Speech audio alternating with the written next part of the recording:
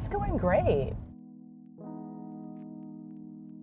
It's a work that shows a side of me that is new to me as a creative, and also that no one has seen of me in terms of work that I've put on stage.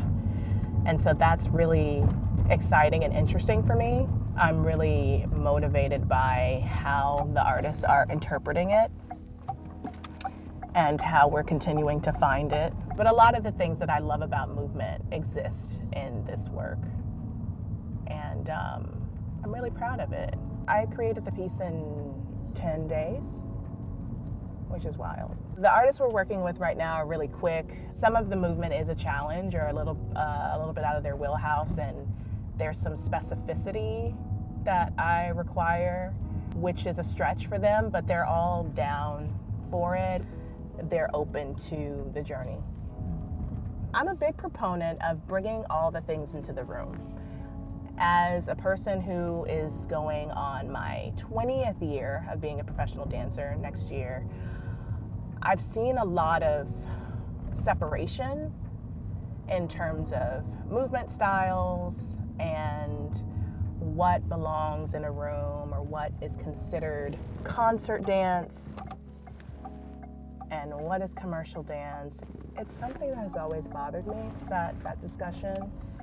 I am someone who has worked in both the commercial dance space as well as the concert dance space as a choreographer and as a dancer. And some of the people that I admire the most are people who are able to exist in both of those spaces with ease. And as I've come to know myself better as a creative, definitely within the last few years, I've said to myself, made a commitment to myself really, that I am going to allow all of my influences to show up in my work. And I think that by me trying to fit into someone's box of what contemporary dance should look like or what concert dance should look like, I do myself a disservice of creating the best type of work that I can, and for the person that I am right now. And so that's why I say that this work is really exciting for me, because I believe this is the first time that I've created from scratch from that mental space. So the type of movement that I like is influenced by a lot of different genres. It's influenced by jazz, it's influenced by the African diaspora, it's influenced by groove, it's influenced by meticulous musicality, it's influenced by modern. I'm heavily influenced by the time that I spent under our co-founder, Kate Hutter-Mason, musical theater. It's influenced by ballet. It's influenced by my life. Based on what a dancer's training has been, if they encounter my style, it might be hard to put it into a box of something that can be explained. And I think that as humans, as society trains us to do that. What does that mean and what is that for? Really, it's to market it, right? But if you like something, you should be able to support it without having to maybe put it next to something that you can understand. And so that's one of the things I'm really a proponent of, and in my position as artistic director, questioning why are we making the decisions that we're making, and does it work for us now, or is this based on something we've been told? I'm really trying to continue to tap into myself. If I feel aligned with myself, then I think that will connect with someone. If it doesn't connect with all the folks, I don't know that that's what art is meant to do. And if I am creating only with the desire to have mass appeal, then I will always be chasing something that's elusive. And so I've said for my mental health that I solidify what my values are and then create from that place, and try to attract folks who are aligned in that way as well. When things are challenging, or when, you know, you have to pivot and pivot and pivot as a leader, I try to go back to that. I try to go back to gratitude. And definitely my gratitude is connected to Kate, who continues to believe in this organization as the current president of the board. Her commitment to making sure that we continue to exist and thrive is a luxury as well. It's not you, it's me. That's the title of the work. And it's about the complexities of the inner voice.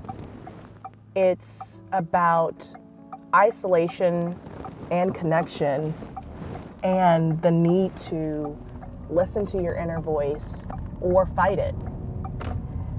Because sometimes the inner voice is not telling us the truth about ourselves. Sometimes we need to connect in order to actually make a connection with a person, or sometimes we need to connect in order to disconnect from ourselves because of what that inner voice has been saying. The it's me of it's not you, it's me. It should be you. You should be your own center. Because that grounding is going to help you in the times of crisis, or in the times of uncertainty, or in the times of needing something more than what the outside world is giving. It's always you. At the end of the day, when you're home alone, or, you know, by yourself, it's you. And so you have to contend with you. And so what does that mean?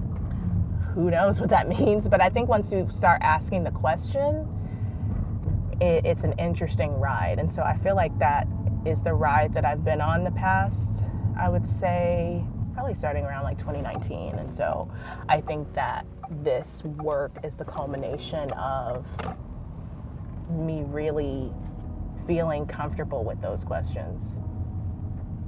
And how does that play out in storytelling on stage?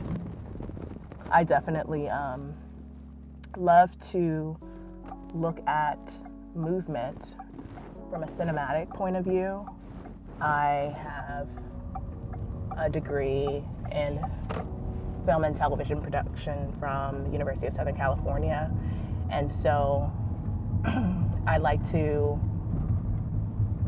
create from that perspective, and I think it helps me also to not feel like I have to fit into whatever box of contemporary dance, because I know how I feel about my relationship to cinema, and I know how I feel about my relationship to movement. And so me allowing those to exist, those sensibilities to exist in the room, means that I'm staying connected to myself. MySpace was still a thing, and I reached out to Kate, our co-founder, and I said, hey, can I change the MySpace page? Because back in the day, you could like change the colors or whatever. So that's kind of where I started in terms of my work with the company in media. And then I was asked to become social media coordinator. And then that turned into media director. And then I was that until I became artistic director.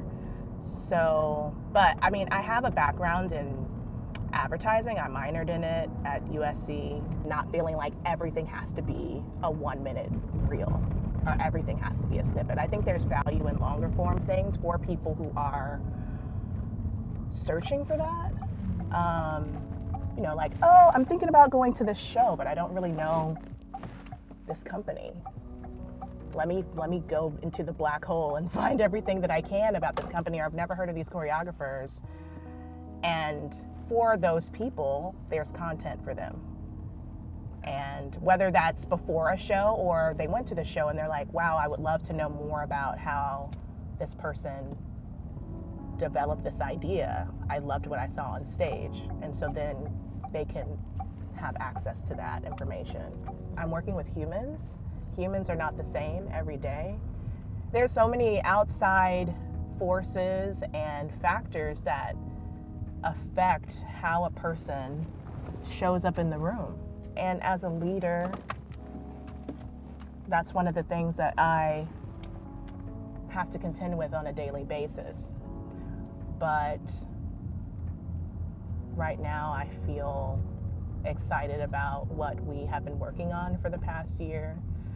I'm excited about this group, this team, including my staff, and how they've been supporting what Napoleon and I have been doing. Napoleon, our executive director, and I'm really looking forward to sharing our values on stage, really. What a privilege it is that we get to do this.